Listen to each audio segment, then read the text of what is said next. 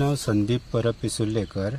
हांव केरी 70 किंवा होंडा 70 आता होंडा रावता।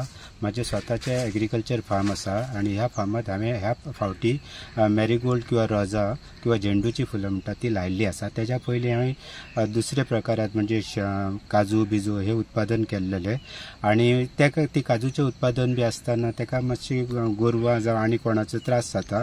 म्हाका त्याच्या उपरांत एग्रीकल्चराचे ऑफिसरा कडल्यान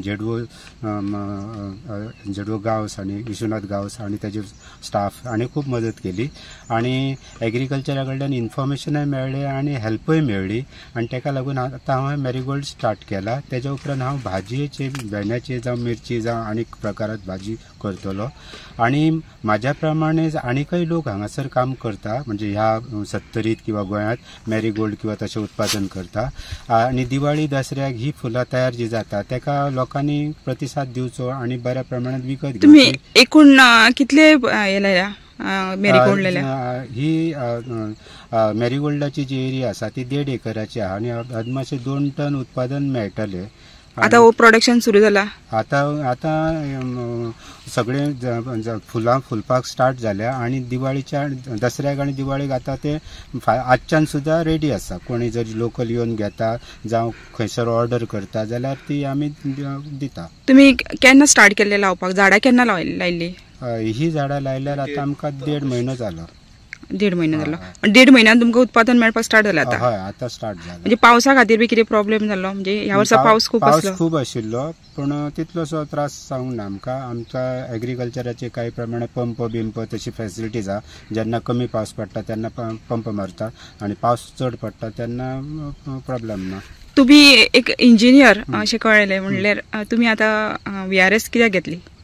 ॲक्च्युली हांव केरी 70चो म्हणजे आमी शेतकरीच पुर्वजात पिढीजात शेतकरीच। सो म्हाका म्हाज्या गव्हर्मेंट जॉबात तितलेशें मन लागोंक ना। म्हाका एक वेळ शेती करपाची किंवा शेती विशयी जे कितें बिझनेस आसतलो ताज्या कडेन कल आसा म्हणून हांवें 15 वर्साची रेग्युलर सर्वीस करून इंजिनियराचो बरो पोस्ट सोडून एग्रीकल्चरा कडेन वळ्ळा। हांव कितें ना कितें तरी एग्रीकल्चरात फुडें डेव्हलपमेंट करूंक सोदता की वेगवेगळ्या प्रकारासून जर शेती आणि शेती विशयीक बिझनेस जर हांव व्यवस्थित हँडल करू शकलो जाल्यार मनाक शांती बरी मेळटा आणि दुसरें म्हणजे उत्पन्नय मेळटा। सो आर्थीक सुद्धा ज्यो समस्या आसता त्यो दूर जावंक शकता अशें म्हाजो स्वताचो मत आसा।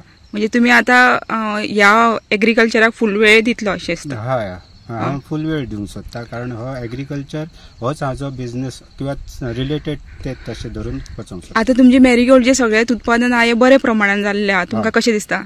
बरें दिसता, समाधान दिसता की मानसीक समाधान खूप मोठे असता। एकदा जेन्ना आपण एग्रीकल्चरात जेन्ना कोणी काम करता स्पेशली 70च्या लोकांचे किंवा गोंयांतल्या लोकांचे स्वताची शेतां भातां आहा, सुशिक्षीत सुद्धा लोक आहा आणि सर्वीस सुद्धा आसत जाल्यार थोडो टायम तेंच्यांनी आपल्या शेतात स्वताच्या वचपाचे आणि शेता भाताचे काम करून पळोवपाचे खूप मानसीक समाधान मेळटा।